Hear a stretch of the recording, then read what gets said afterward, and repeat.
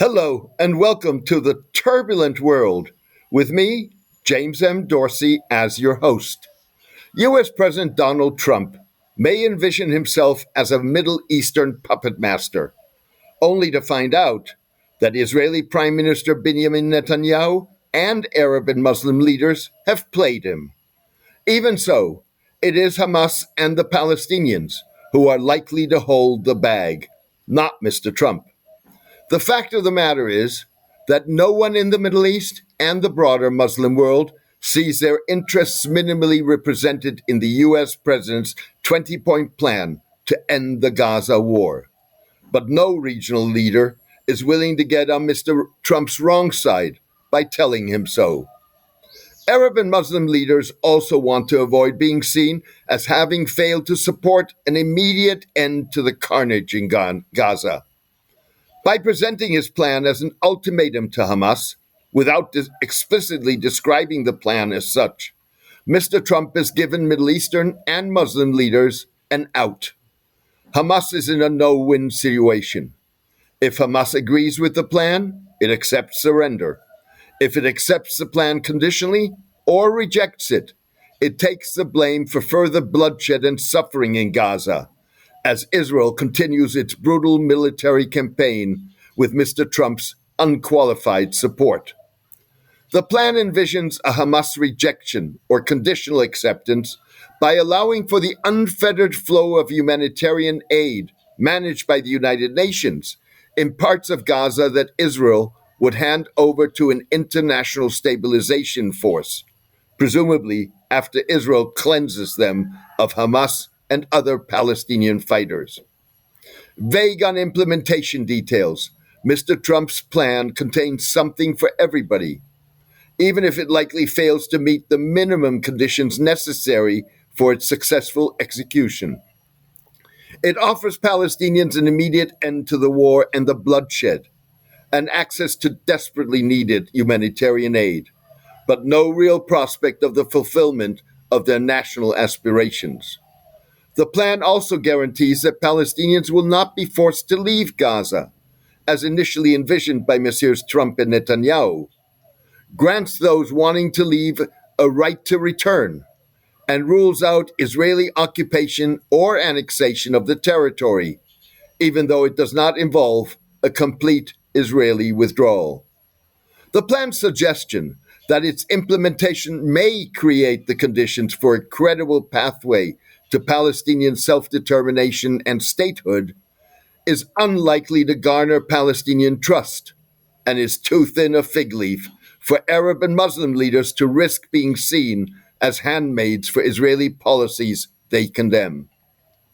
Messrs. Trump and Netanyahu had good reason not to take reporters' questions after presenting the plan to the media. By acknowledging that Mr. Netanyahu was dead set opposed to the creation of a Palestinian state as part of a resolution of the Israeli-Palestinian conflict, Mr. Trump, in effect, admitted that Israel had not committed to a full implementation of his plan.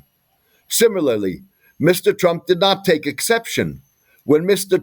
Netanyahu laced his acceptance of the plan with interpretations that were as much designed to pacify his ultra-nationalist coalition partners who oppose an end to the war, as they were intended to provoke a Hamas rejection of the plan. Mr. Netanyahu positioned the plan, if implemented, as a fulfillment of Israel's war goals, without further bloodshed. The Prime Minister said it would return the remaining Hamas-held hostages, disarm Hamas, demilitarize Gaza, retain Israeli security control over the Strip, allow Israel to maintain a security perimeter in the Strip, and exclude not only Hamas, but also the troubled West Bank-based internationally recognized Palestine Authority from any involvement in the day-to-day Palestinian administration of the territory. Hamas has already conceded that it would not be part of a post-war administration of Gaza, but has rejected the notion of disarmament as long as Palestinians do not have a state of their own. It's hard to see how Arab and Muslim states would be willing to contribute to an international stabilization force in the Strip, that risks helping Mr. Netanyahu retain security control and potentially attempt to forcibly disarm Hamas, even though they share the Israeli Prime Minister's determination to render the group powerless. Moreover, Arab and Muslim leaders will not want to be seen as aligned with Israel in the absence of some formula for the creation of a Palestinian state that they can project as credible and irreversible. For the foreseeable future, Gaza will be put under the guardianship of a board headed by Mr. Trump. The president didn't identify any potential Arab or Muslim, let alone Palestinian members of the board, mentioning only former British Prime Minister Tony Blair, a figure with little credibility among Palestinians. With all parties waiting with bated breath for Hamas's response, Mr. Trump's plan is likely at best to serve as the basis for prolonged negotiations intended to fine-tune, if not a majority of its 20 points, while Israel steps up its military operations. For now, Palestinian, Arab, and Muslim leaders are putting a good face on Mr. Trump's plan by praising in a joint statement the president's leadership and his sincere efforts to end the war in Gaza. The devil is in the leader's expressed willingness to finalize the plan before implementing it and insisting that it should lead to a two-state solution under which Gaza is fully integrated with the West Bank in a Palestinian state. Whether Mr. Trump is being played and who masters what is a game of bluff poker is likely to become clear as not only Hamas, but also Mr. Netanyahu and Arab and Muslim leaders haggle over the fine print. Thank you for joining me today. The rise of artificial intelligence magnifies the importance of journalists with true expertise, top-notch sourcing, and historical depth. These journalists, like me, tell and analyze in-depth stories. Their goal is to enhance their readers' and listeners' ability to form informed opinions of their own. We don't just chronicle events. Our reporting and analysis are shaped by years of on-the-ground coverage, expertise, and historical knowledge.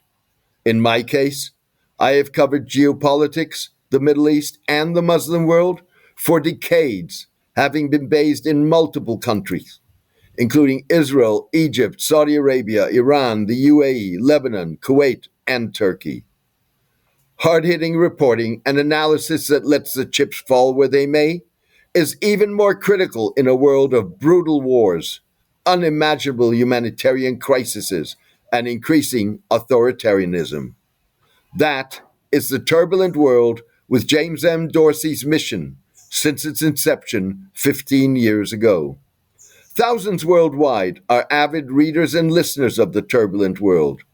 Join them in helping to maintain and expand the column and podcast by becoming a paid subscriber. You can contribute by visiting jamesmdorsey.substack.com and choosing one of the subscription options. Thank you for your support and loyalty. Take care and best wishes.